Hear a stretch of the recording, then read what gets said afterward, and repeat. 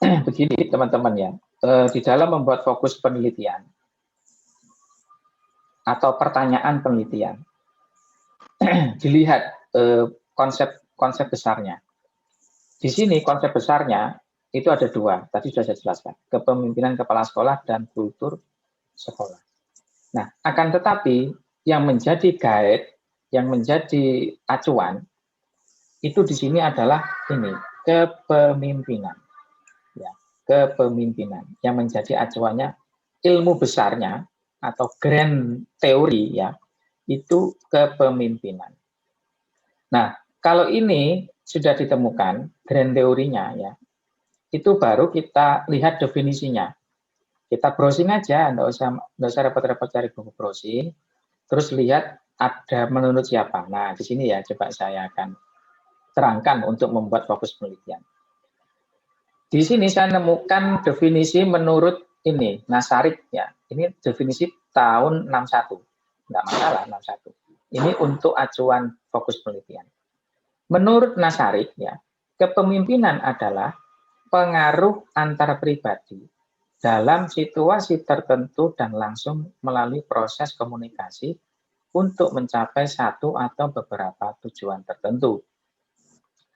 Dari definisi ini, kita bisa breakdown menjadi pertanyaan penelitian atau fokus penelitian. Nah, bagaimana caranya? Lihat fokus ke yang warna kuning ya, yang warna kuning ini. Di dalam diksi definisi kepemimpinan, di sini kata kunci yang pertama, yaitu pengaruh. Oke, satu pengaruh. Ini saya tulis dulu fokus penelitian. Oke, ini nomor satu. Jadi diksi yang pertama itu pengaruh. Terus yang kedua diksinya itu yang saya kuningi lagi adalah proses ya. Proses komunikasi. Kemudian yang kuning yang ketiga itu mencapai tujuan. Oke. Atau beberapa tujuan. Jadi mencapai tujuan gitu aja. Kita dapati di sini ada 3 kata kunci ya. Nah, teman-teman, sebagaimana sebagaimana yang saya terangkan kemarin, fokus penelitian itu dibuat dalam tanda tanya. Ya langsung saja di sini tulis bagaimana. Nah, pengaruh, oke,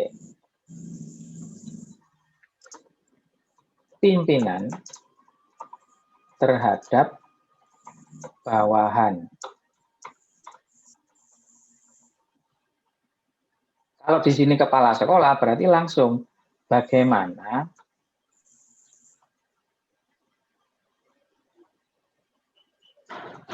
cara ya kepala sekolah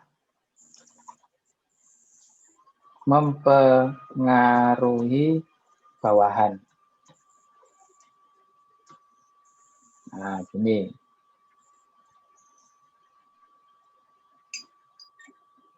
Nah, baru di sini masuk ke kultur sekolahnya. Dalam membangun kultur sekolah. Nah, dapat sudah satu ya.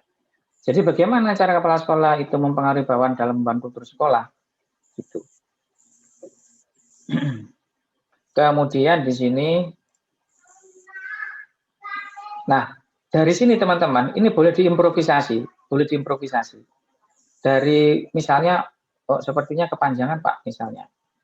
Nah itu bisa diimprove, bisa dirubah-rubah pertanyaannya itu.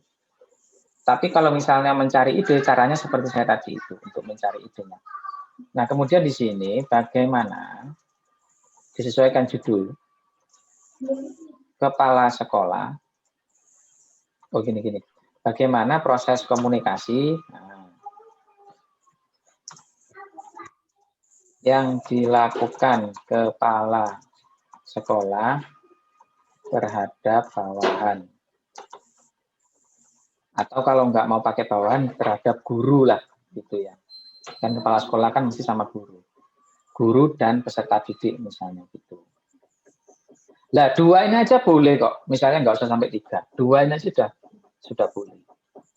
Gitu. Jadi itu cara membuat fokus. Nah nanti biasanya teman-teman itu habis menggarap bab 2, bab 3, bab 4, paparan data. Nah nanti itu kadang jawaban itu miss dengan pertanyaan. Jawaban tidak sesuai pertanyaan. Lah itu perlu kita koreksi lagi. Benar nggak yang saudara teliti itu jawabannya ini? Sesuai dengan jawaban fokus nggak? Nah, gitu ya. Jadi di sini ditemukan 2 fokus ya. Bagaimana cara kepala sekolah mempengaruhi bawahan dalam membangun kultur sekolah. Kalau misalnya kerepotan mempengaruhi, karena mempengaruhi nanti kan itu identik sama kuantitatif ya. Jadi bagaimana cara kepala sekolah menggagas atau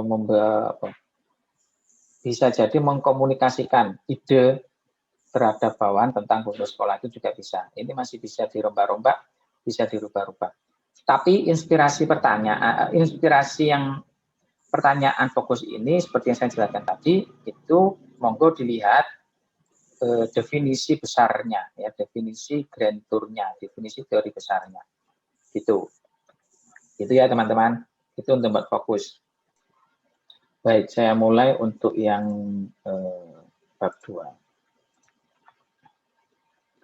Nah, di sini ada contoh ya teman-teman, ada contoh judul ya, contoh judul. Di sini peran kepemimpinan kepala sekolah dalam membangun kultur sekolah. Nah ini D-nya ini sekolah mana? Di sekolah atau di madrasah. Nah nanti silakan perhatikan judul yang sudah dipilih oleh teman-teman ya. Nah yang perlu dicermati di sini yaitu konsep besar di dalam judul itu. Nah konsep besar. Atau dalam bahasa kuantitatifnya itu adalah variabel. Jadi yang dicermati dalam variabel yang ada dalam judul itu apa saja. Nah kalau di dalam judul ini ya konsep besar atau variabel yang dimiliki itu ada 2. Yang pertama kepemimpinan kepala sekolah. Nah kok bisa tahu ini menjadi konsep besarnya?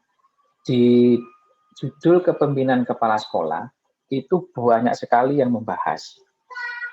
Jadi kalau Anda misalnya searching ya, buku kepemimpinan kepala sekolah, itu nanti akan muncul banyak sekali. Nah itu menjadi konsep besar. Jadi cirinya konsep besar itu copy aja konsep ini, letakkan di Google. Kalau misalnya banyak muncul yang membahas tentang itu, berarti itu adalah konsep besar atau variabel. Gitu. Nah, kemudian konsep besar yang kedua itu adalah kultur sekolah. Ini juga demikian. Silakan tulis saja di Google ya, kultur sekolah. Nanti itu akan banyak sekali penelitian-penelitian tentang kultur sekolah. Gitu. Nah, berarti diketahui di dalam judul ini ada 2 konsep besar, yaitu kepemimpinan kepala sekolah dan kultur sekolah. Gitu. Nah, untuk teman-teman bisa diperhatikan juga judul yang sudah dimiliki. Ada berapa konsep besar di sana itu. Nah, nanti silahkan dicek masing-masing. Setelah ditemukan konsep besarnya di dalam judul ya, kemudian kita lanjut ke breakdown ya. Jadi tulis saja di sini konsep besarnya. Kepemimpinan kepala sekolah menjadi item A. Jadi di sini kan bab 2 ya, kajian pustaka. Atau ada juga yang menggunakan landasan teori. Gitu. Nanti kita sesuaikan dengan garis lingkung di penyusunan skripsi. Kalau yang sekarang, tidak apa-apa pakai kajian pustaka dulu. Konsep besar tadi itu silakan ditulis di sini. Kepemimpinan kepala sekolah. Terus yang kedua, kultur sekolah. Nah, setelah itu Anda breakdown. Breakdown ini bisa juga boleh melihat buku teman-teman ya. Melihat buku boleh. Jadi apa aja isinya itu sesuaikan. Akan tetapi ketika menulis ya, itu kutipan seperti yang saya terangkan teman-teman. Jadi kutipan itu harus disertai dengan penjelasan peneliti terkait dengan yang dikutip tadi itu. Nah, di sini kita temukan ya misalnya ini ya, kepemimpinan kepala sekolah. Jadi pembahasan yang pertama yaitu definisi kepemimpinan kepala sekolah. Di dalamnya ada item definisi kepemimpinan adalah, terus yang kedua definisi kepemimpinan kepala sekolah adalah. Nah, ini kan ngambil dari buku. Ngambil dari buku, setelah titik Anda harus berani menyimpulkan. Gitu. Nah, kemudian yang kedua, fungsi kepemimpinan kepala sekolah. Ini juga begitu ya, dibuat beberapa paragraf. Jadi ini adalah outline, ya, outline yang menjadi panduan Anda untuk membahas kepemimpinan kepala sekolah. Nah, nanti misalnya definisi itu dibuat satu lembar. Nah, itu kan bisa saja itu. Jadi ngambil definisi dari beberapa tokoh, kemudian disimpulkan. Yang nomor item B juga seperti itu. Ngambil definisi dari beberapa tokoh, kemudian disimpulkan. Nah, kemudian dilanjutkan fungsi kepemimpinan kepala sekolah. Sama seperti itu ya. Jadi diuraikan, dikutip dari beberapa buku, kemudian disimpulkan. Nah, yang jelas di sini teman-teman setelah ngutip harus ada pendapat penulis atau peneliti. Jadi tidak boleh langsung ditutup ke kutipan yang lain. Nanti akan saya beri contohnya. Nah, sampai pada macam-macam strategi kepemimpinan kepala sekolah. Nah, dari breakdown ini ya teman-teman, ini saja itu kalau mau dielaborasi itu bisa lebih 10 lembar ini. Tapi jangan banyak untuk ini ya. Karena ini melatihan, makanya saya beri minimal 3 lembar. Minimalnya 3 lembar. 3 lembar itu sudah cukup. Gitu. Tapi kalau sampai merasa nggak cukup, ya jangan sampai 10 lembar ya. Paling nggak itu 6 saja lah. Paling nggak itu 6. Nggak boleh 7 ya. Karena nanti terlalu banyak. Gitu. Nah, selanjutnya setelah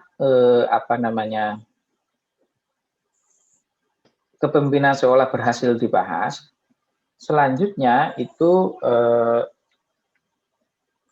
kultur sekolah. Nah, kultur sekolah ini juga sama caranya, di background seperti tadi ya. Kemudian dibuat item seperti ini, pengertian kultur sekolah. Jadi apa pengertiannya? Dibuat 1 lembar. Kemudian identifikasi, salah ini ya. Sebentar.